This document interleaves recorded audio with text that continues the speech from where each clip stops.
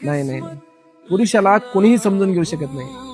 तुम्हाला माहिती का, पुरुषाला फक्त पैसे कमवण्याचं साधन म्हणून बघितलं जातं. एक वेळेस एखादी मुलगीने काम नाही केलं तरी तिला घरचे सांभाळू शकतात, पण पुरुषाला घरात बसता येत नाही.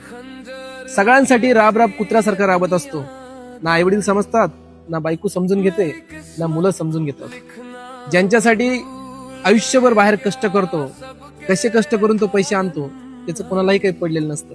प्रत्येकाला आपल्या गरजा भागवायच्या असतात, आपले शोक पाणी पूर्ण करायचे असतात.